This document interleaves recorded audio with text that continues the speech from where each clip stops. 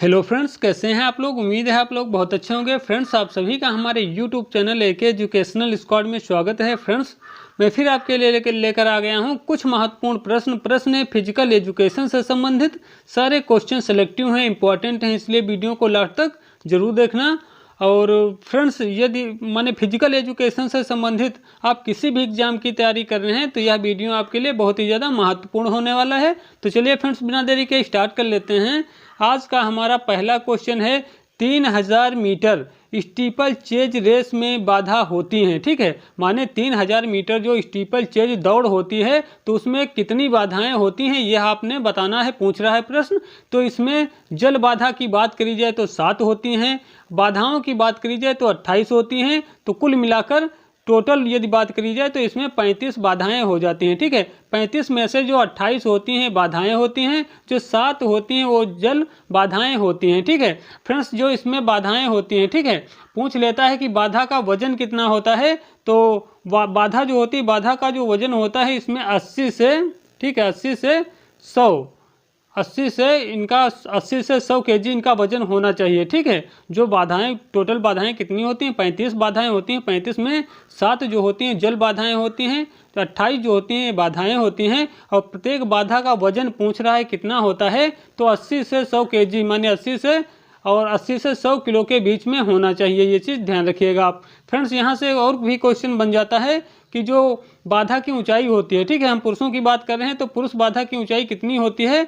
तो पुरुष बाधा की ऊंचाई होती है स्टीपल चेज, माने 3000 मीटर स्टीपल चेज में जो पुरुष बाधा होती है, तो पुरुष बाधा की ऊंचाई पूछ लेता है कितनी होती है। तो ये हो जाएगी आपकी 36 इंच। ठीक है, कितनी, 36 इंच हो जाएगी। यदि सेंटीमीटर में बात करी जाए तो 91.4 सेंटीमीटर। ठीक है ये हो जाएगी। ठीक है, 3000 मीटर स्टीपल चेज रेस में जो पुरुष बाधाएं पुरुषों के लिए जो होती है, तो पुरुषों के लिए जो बाधा की ऊंचाई होती है कितनी होती है, 36 इंच कह लीजिए। यदि सेंटीमीटर में पूछता है तो कितनी हो जाएगी, 91.4 सेंटीमीटर हो जाएगी। ये चीज़ याद रखिएगा। और महिला की बात करी जाए तो महिलाओं के लिए 30 इंच होती है। ठीक है, महिलाओं के लिए कितनी होती है, 30 इंच होती है। यदि सेंटीमीटर में बात करें तो 76.2 सेंटीमीटर हो जाएगी। ठीक है, 76.2 सेंटीमीटर हो जाती है। क्या, जो महिलाओं के लिए बाधा दौड़ होती है उसमें जो बाधा की ऊंचाई होती है इसकी बात करी जा रही है। ठीक है, चलिए फ्रेंड्स आगे देख लेते हैं। तो फ्रेंड्स यहाँ से देख लेते हैं क्या क्लियर हुआ है। तो 3000 मीटर स्टीपल चेज दौड़ में बाधाएं कुल कितनी होती हैं, 35 होती हैं। ठीक है, कितनी, कुल 35 होती हैं, जिसमें से 35 में से 7 जो होती हैं वाटर जंप होती हैं, जल बाधाएं होती हैं। और जो 28 होती हैं बाधाएं होती हैं। ठीक है, प्रत्येक बाधा का वजन कितना होता है, तो प्रत्येक बाधा का वजन होता है 80 से 100 केजी के बीच में होना चाहिए। ठीक है, ये चीज़ याद रखना। फिर इसके बाद हमने क्या देखा है कि माने इसकी ऊंचाई पूछ लेता है, तो पुरुषों के लिए जो बाधा की ऊंचाई होगी वो कितनी होगी, 36 इंच होगी। ठीक है, कितनी, 36 इंच होगी। यदि सेंटीमीटर में बात करी जाए तो 91.4 सेंटीमीटर हो जाएगी। ठीक है, महिला की बात करी जाए, महिला बाधा की ऊंचाई कितनी होगी, 30 इंच होगी। ठीक है, 30 इंच होगी। यदि सेंटीमीटर में बात करी जाए तो 76.2 सेंटीमीटर हो जाएगी। ठीक है, आगे देख लेते हैं फ्रेंड्स। प्रश्न नंबर 2 है, अधिकतम शक्ति किस ट्रेनिंग से विकसित होती है। तो अधिकतम जो माने मैक्सिमम जो स्ट्रेंथ होती है किस ट्रेनिंग से विकसित होती है, तो ये होती है वेट ट्रेनिंग से विकसित। ठीक है, अधिकतम जो शक्ति होती है किस ट्रेनिंग से विकसित होती है, तो वेट ट्रेनिंग से विकसित होती है। इस चीज़ को आप याद रखिएगा। आगे देख लेते हैं। प्रश्न नंबर 3, पुरुष जेवलिन की लंबाई कितनी होती है। तो पुरुष जेवलिन की लंबाई बताना है।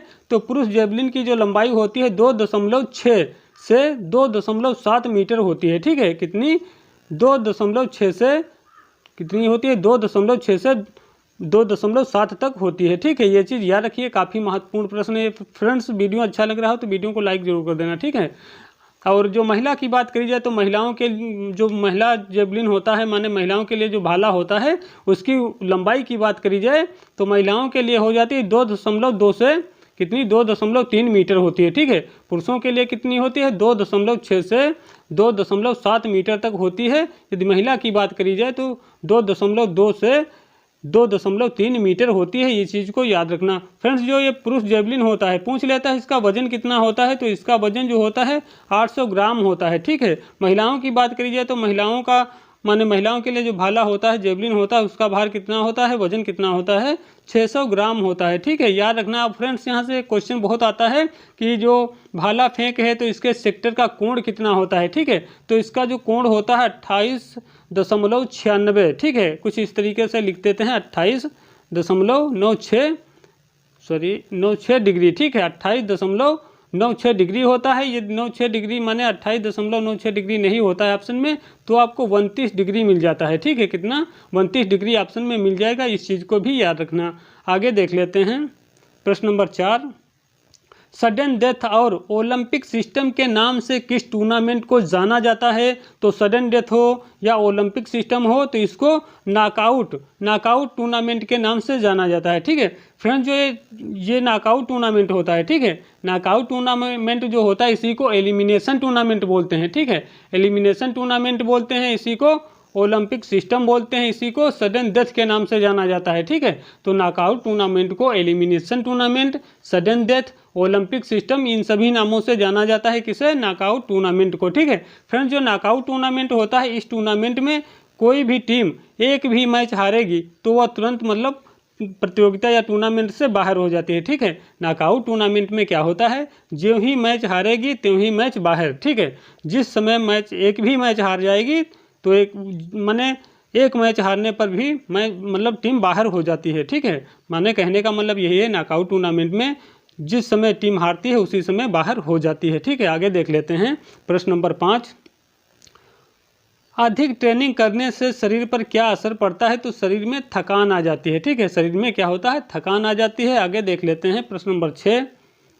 प्रश्न नंबर 6 है, किस टूर्नामेंट में सभी टीमें आपस में मैच खेलती हैं। तो बताना है कि वह कौन सा प्रतियोगिता या टूर्नामेंट होता है जिसमें सभी टीमें आपस में मैच खेलती हैं। तो ये होता है लीग टूर्नामेंट, ठीक है। कौन सा, लीग टूर्नामेंट होता है। फ्रेंड्स, जो लीग टूर्नामेंट होता है इसी को हम राउंड रोबिन टूर्नामेंट या फिर बर्गर सिस्टम बोलते हैं, ठीक है। लीग टूर्नामेंट को हम राउंड रोबिन टूर्नामेंट या फिर बर्गर सिस्टम भी बोलते हैं, ये चीज़ ध्यान रखिएगा। आगे देख लेते हैं, लिम्बरिंग डाउन कब किया जाता है। तो लिम्बरिंग डाउन जो होता है फ्रेंड्स, ये खेल के पश्चात माने प्रतियोगिता के बाद में किया जाता है, ठीक है।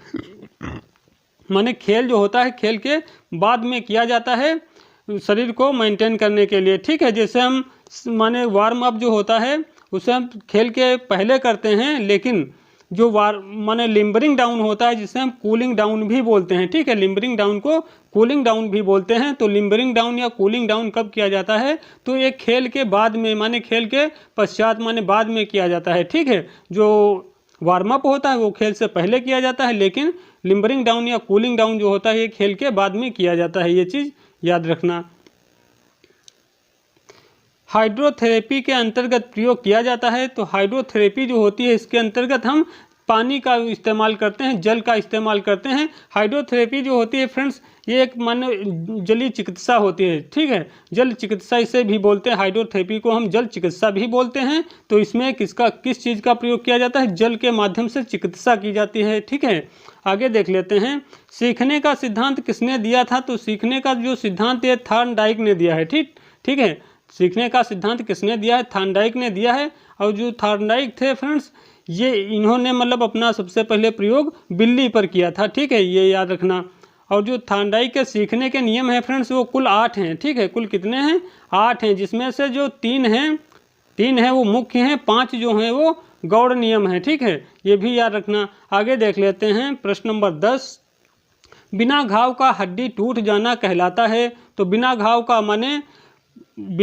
माने कहीं पर ना कटे ना फटे त्वचा, और वहाँ पर क्या हो, वहाँ पर हड्डी टूट जाती है। माने बिना जख्म के बिना घाव के हड्डी का टूट जाना क्या कहलाता है। तो ऐसी स्थिति को हम सिंपल फ्रैक्चर माने साधारण फ्रैक्चर बोलते हैं, ठीक है। माने कहने का मतलब यही है, माने घाव ना हुआ हो, ना त्वचा फटी हो, ठीक है, ना कटी हो ना फटी हो त्वचा, और घाव भी ना हुआ हो, और क्या हो, हड्डी टूट जाए। तो ऐसे कंडीशन को, ऐसी स्थिति को हम क्या बोलते हैं, कौन सा फ्रैक्चर बोलते हैं, सिंपल फ्रैक्चर माने साधारण फ्रैक्चर बोलते हैं, ठीक है। आगे देख लेते हैं प्रश्न नंबर 11। थैलेमस ग्रंथि, हाइपोथैलेमस ग्रंथि, पीनियल ग्रंथि, पीयूष ग्रंथि कहाँ पाई जाती हैं, ठीक है। माने कहने का मतलब यही है, ये जितनी भी ग्रंथियां हैं, जिसे थैलेमस ग्रंथि हो गई, ठीक है, हाइपोथैलेमस हो गई, पीनियल ग्रंथि हो गई, पीयूष ग्रंथि हो गई, ये सभी ग्रंथियां कहाँ पाई जाती हैं, शरीर के किस अंग में स्थित होती हैं, पाई जाती हैं, तो ये मस्तिष्क में पाई जाती हैं, ठीक है, हमारी मस्तिष्क में पाई जाती हैं ये सभी ग्रंथियां, ठीक है। आगे देख लेते हैं प्रश्न नंबर 12, काइफोसिस, लॉर्डोसिस, स्कोलियोसिस, ठीक है, काइफोसिस, लॉर्डोसिस, स्कोलियोसिस विकृतियां संबंधित हैं, तो ये हमारी जो रीढ़ होती है, ठीक है, रीढ़ जो होती है वहाँ से संबंध होता है इनका, ठीक है, चाहे काइफोसिस हो, ठीक है, काइफोसिस हो गया, लॉर्डोसिस है, स्कोलियोसिस है, ये जितनी भी विकृतियां हैं, एक प्रकार की बीमारी कह लीजिए, ये माने शरीर के किस अंग से संबंधित होती हैं या किस अंग की बीमारी होती हैं, तो ये सभी रीढ़ की जो हड्डी होती है, रीढ़ की बीमारी होती है। इसमें होता कुछ नहीं है, केवल जो रीढ़ का आकार होता है वो कहीं सी इस टाइप से हो जाएगा, कहीं यस आकार का हो जाएगा, ठीक है। तो इस तरीके से जो रीढ़ का मतलब झुकाव होता है वो माने अलग तरीके, असामान्य तरीके से जो रीढ़ होती है वो झुक जाती है, तिरछी हो जाती है, टेढ़ी मेढ़ी हो जाती है, ठीक है। तो ये जितनी भी हैं इनको याद रखना, यहाँ से कई बार परीक्षा में प्रश्न आ चुका है कि काइफोसिस किस शरीर के किस अंग से संबंधित है, या लॉर्डोसिस या स्कोलियोसिस, ये सभी जो विकृतियां हैं शरीर के किस अंग से संबंधित हैं, तो ये सभी रीढ़ की हड्डी से संबंधित हैं, ठीक है।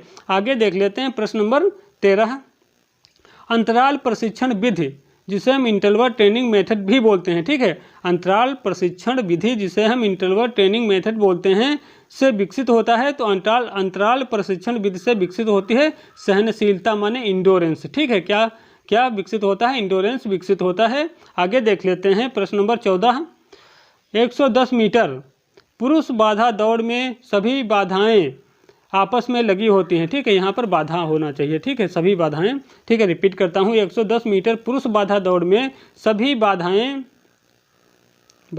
ठीक है, सभी बाधाएं आपस में लगी होती हैं, तो माने कहने का मतलब यही है, 110 मीटर पुरुष बाधा दौड़ में जो बाधाएं लगी होती हैं वो कितनी डिस्टेंस पर लगी होती हैं सभी एक दूसरे से, तो 9.4 मीटर पर लगी होती हैं, ठीक है, सॉरी 9.4 मीटर नहीं, 9.14 मीटर होना चाहिए, ठीक है, यहाँ पर थोड़ा टाइपिंग मिस्टेक हो गया है, ठीक है, क्या है, टाइपिंग मिस्टेक हो गया है कि एक माने क्या क्वेश्चन है हमारा, 110 मीटर पुरुष बाधा दौड़ में सभी बाधाएं आपस में लगी होती हैं, तो ये लगी होती 9.14 मीटर पर, ठीक है, 9.14 मीटर पर लगी होती हैं, ये चीज़ ध्यान रखिएगा। फ्रेंड्स मैं आपको बता देना चाहता हूँ, देखो मैं आपको एक चित्र बना के दिखा, ये स्टार लाइन होती है, ठीक है, स्टार लाइन होती है, फिर इसके बाद ये जितनी भी इसमें 10 बाधाएं लगी होती हैं, ठीक है, स्टार लाइन के बाद कितनी 10 बाधाएं लगी होती हैं बीच में, ठीक है, तो ये वाली सबसे पहली जो लाइन होती है इसे हम स्टार लाइन बोलते हैं, इधर जो ये लगी होती है इसे हम फिनिश लाइन या इंड लाइन बोलते हैं, ठीक है। इसके बीच में कुल 10 बाधाएं लगी होती हैं, ये देखो, ठीक है। अब यहाँ से क्वेश्चन बनता है कि ये जो पहली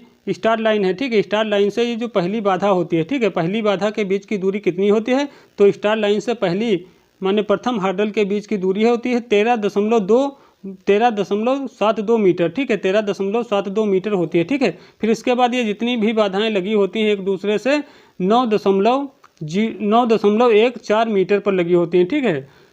ये जितनी भी बाधाएं लगी होती हैं 10 की 10 ये आपस में 9.14 मीटर पर लगी होती हैं। फिर लास्ट में पूछता है, क्या पूछता है कि माने अंतिम हार्डल से फिनिश लाइन के बीच की दूरी कितनी होती है, तो लास्ट हार्डल से फिनिश लाइन के बीच की दूरी कितनी होती है, 14.02 मीटर होती है, ठीक है, कितनी 14.02 मीटर होती है। फ्रेंड्स इसमें कुल बाधाएं कितनी होती हैं, कुल बाधाएं होती हैं 10, ठीक है। और यहाँ से पूछ लेता है कि 110 मीटर पुरुष बाधा दौड़ में बाधा की ऊंचाई, हार्डल की ऊंचाई कितनी होती है, तो ये होती है 1.067 मीटर, ठीक है, कितनी 110 मीटर पुरुष बाधा दौड़ में जो बाधा होती है बाधा की ऊंचाई कितनी होती है, तो ये होती है